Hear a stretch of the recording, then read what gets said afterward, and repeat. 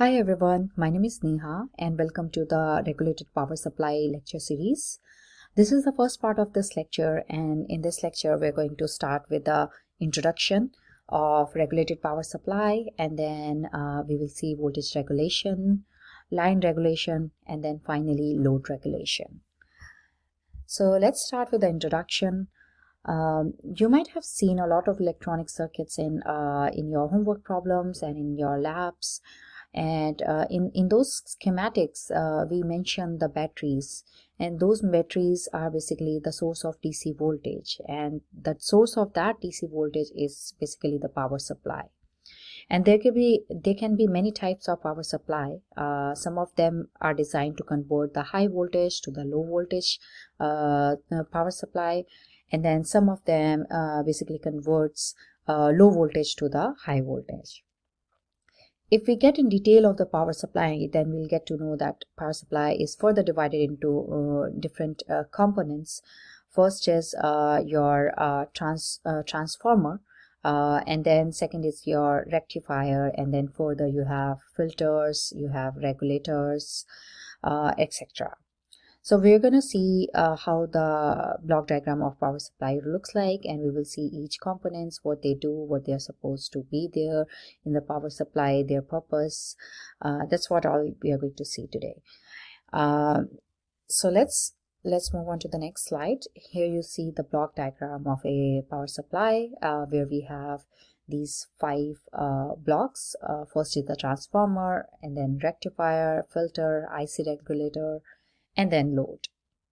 So before I explain this block diagram, I would like to mention a few points related to linear regulated power supply, which is that linear regulated power supplies, they are often used in a situation where the regulation and the removal of noise is critical. And they may not be as efficient as other types of power supply technologies which are being used these days, but they offer best performance and are therefore used in many applications where noise is of a great importance. For example, in your audio amplifiers, they are used. And they basically gain their name from the fact that they use linear, that is non-switching technique to regulate the output voltage from the power supply.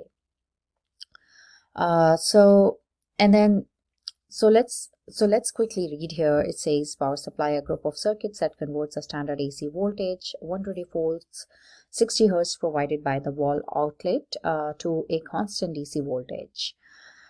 So here in this particular block diagram, you see a 120 volts RMS is going into the transformer. Now here the purpose of the transformer is to either step up or step down the AC voltage provided by this. Let's say we have here a wall outlet, and then this whole power supply is connected. So from this wall outlet we get the input voltage, and this transformer transforms that voltage into a lower voltage. So I'm assuming that this by looking at this block diagram, it looks like the output voltage after this transformer, the amplitude is smaller compared to the input, so looks like this is stepping down the voltage. And then next we have the rectifier. So let's see what rectifier is. You have studied this rectifier before. It is a diode circuit which converts the AC input voltage into the pulsating DC voltage, because at the end our goal is to get the DC voltage from AC to DC. We are at the end, if you see at the load side, we are supposed to get the DC voltage, and to obtain the DC voltage we need to have the rectifier so that it can convert it into a pulsating DC voltage. And at the output of the DC of this rectifier, we see this pulsating DC voltage which is going into the filter. So let's quickly read here. This pulsating DC voltage is only suitable to be used as a battery charger, but not good enough to be used as a DC power supply in radio, stereo system, and computers. So for equipment like these, you might need a complex circuit to further basically smoothen this circuit, and then only you can get a good signal which can be used for these these circuits like for your radio and stereo system or in computers. Now this rectifier is further divided. This rectifier, there are two types of rectifiers: half wave rectifier and then a full wave rectifier. And this full wave rectifier, under that we have two types. We have center tapped and a bridge full wave rectifier. So what we are getting here is a full wave rectifier, a rectified signal which is going into the filter. So in summary, a full wave rectifier signal has less ripple than a half wave rectifier signal and is thus better to apply to a filter. Now next we have the filter. So once the rectified from rectified AC signal we get from the rectifier side, that goes into the filter, which needs to be smoothened to remove the varying voltage level. So this filter is basically consists of large reservoir of capacitor, which can be used to smoothen the circuit. So we can read here a circuit which is used to reduce the fluctuation in the rectified output voltage or ripple, and this provides a steadier DC voltage, and that's what you see here. So this is much better than what we had it previously at the output of the rectifier. And then we have a regulator, IC regulator. It is a circuit used to produce a constant DC output voltage by regulating the ripple to negligible amount and one part of a power supply. So in this regulator, we have different types of regulators which we can use, for example, like series regulator, shunt regulator, and then we have another category which is like switched mode regulators we can use, and so those regulators we are going to study in this lecture series, like what are those different types. So in general, this linear regulated power supply, they can be used for many applications. For example, if you want to control the circuit, and you can use this. In signal processing it can be used.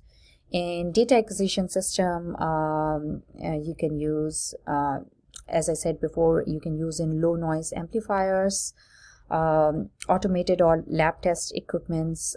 These can be used.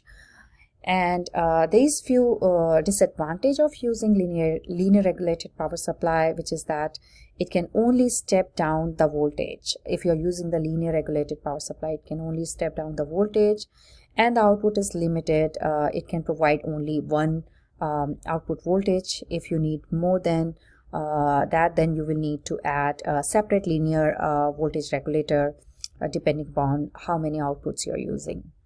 And the efficiency of linear regulated power supply is not very good.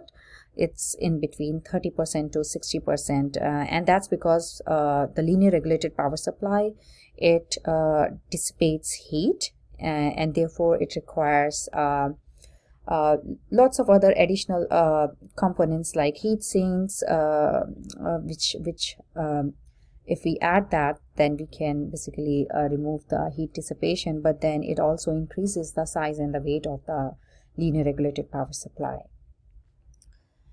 Now let's see, so last we discussed is the regulator, and we are going to see one of the example of the regulator, but then later in this lecture series we'll get in detail of the regulators.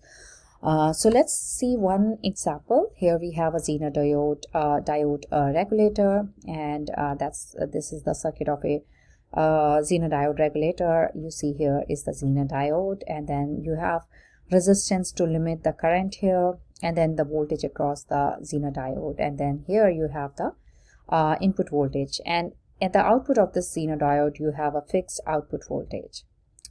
So for low current power supplies, a simple voltage regulator can be made with a resistor and a Zener diode connected in reverse. So this is the simplest regulator which you see here, and there are many different types of circuits of regulator, more complex, which we are going to see later. So this is the simplest form. Here you have this Zener diode, which is rated by their breakdown voltage, which is Vz, and maximum power of PZ given is 1.3 watt, and which is typically the same, this 400 milliwatt, and that's how it looks like. So let's move on to the next. So two basic categories of voltage regulation are line regulation and the load regulation. And the purpose of line regulation is to maintain a nearly constant output voltage when input voltage varies.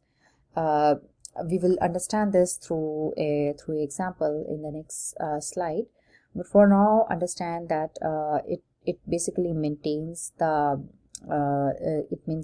constant output voltage when your input voltage is varying, whereas the other type, which is the load regulation, is the job of this load regulation is to maintain a constant output voltage when the load is varying. So you understand, like in the first one your input is varying, whereas in the second one your load is varying. So when your load is varying and you want to maintain the constant output voltage, then that's your load regulation. So for example, here if you see, we have some input which has been shown through this voltmeter, and then some output which is here. So let's say input is at this point and the output you are getting is here. So that's the first case, and in the second case you see the voltage, input voltage is decreased. So what we are doing, we are varying the input voltage. The input voltage is varying, but if you compare the output voltage to the previous one, then there is no change in the output voltage. Why? Because we have this voltage regulator placed in between, and here it is working. In this particular case, when the voltage is changed or voltage is decreased, then this is working, and it is maintaining the voltage and making sure that output voltage is still the same, which it was there at previous point. So this is your line regulation. Change in the input voltage does not significantly affect the output voltage of a regulator with certain limits. And the same you can have for your load regulation. When you are varying the load, it's trying to maintain the output voltage. Line regulation can be defined as a percentage change in the output voltage for a given change in the input voltage. So it can be defined by this equation, and there is this another equation for line regulation, which you can use by this formula: delta V out divided by V out upon delta V in multiplied with this 100 to make it a percentage. And then you have a load regulation. So it's the example for the load regulation. And what is happening here, you have some load connected here, and before that you have some emitter here to measure the current, and then some output voltage to measure the load voltage. Okay, so now in the second example we see that we varied the load, and if load was varied, then there is increase in the load current. Okay, but there is no change in the output voltage across this. Why? Because we have voltage regulator connected here, which is making sure that your load is getting the constant output voltage, even if the load varies, but still you're getting the constant voltage. Okay, and that is called your load regulation. A volt change in the load current has practically no effect on the output voltage of a regulator with certain limit. So here you are varying the load RF, and you're still getting the constant output voltage because you're using a voltage regulator. Now this is the formula for load regulation: VNL minus VFL upon VFL multiplied by 100 to make it in a percentage. So where VNL is the no load output voltage and VFL is the full load output voltage. So you'll use this formula to calculate the load regulation. So sometimes power supply manufacturer, they specify the equivalent output resistance R out instead of its load regulation. So this is the RTHs, basically, or Thevenin's resistance. This is Thevenin's voltage.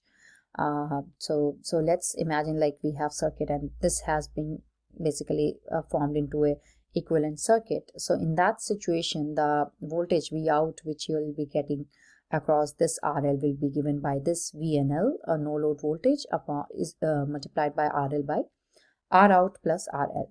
Okay, so it's a voltage divider it's forming, and you are trying to measure the voltage across this RL.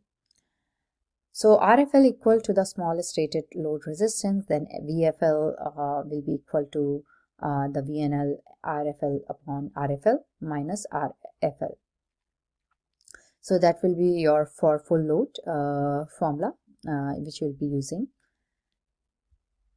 And then rearrange the equation. So this previous equation which you had, so this is your VNL, and if you notice that the denominator part, it has gone up here. I'm quickly going back here again. So if you see, this is denominator part is gone up here, and this RFL is gone down here. That's the same thing we are seeing here.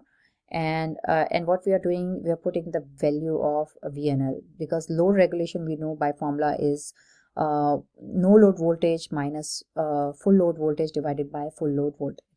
So in place of VNL, we are putting this this formula, and then we are trying to basically simplify it. And after simplification, we got load regulation is equals to R out divided by full load resistance. R out is the resistance we saw here, and full load resistance is here, what you get here.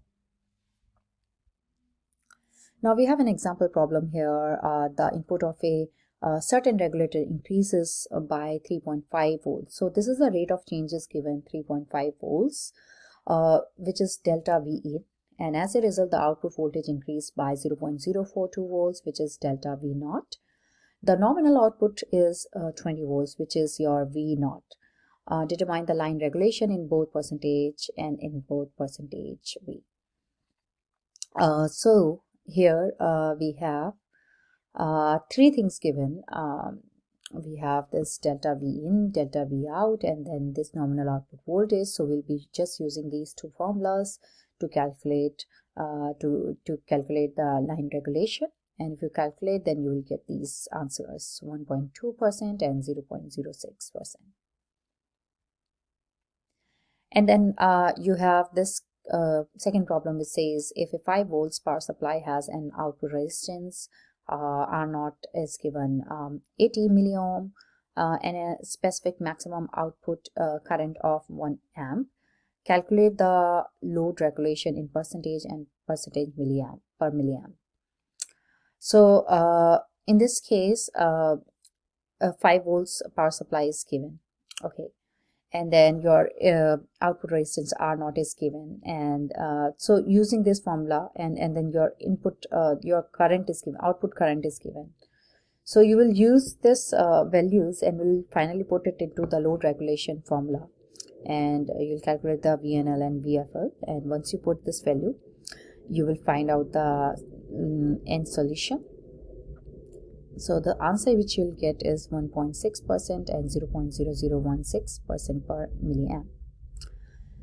So if I would say just pause the video and try to solve these two problems and see if your answer matches with my answers, and if it does, then that means you have done the problems correctly. So that's the end of the lecture. Thank you so much for watching.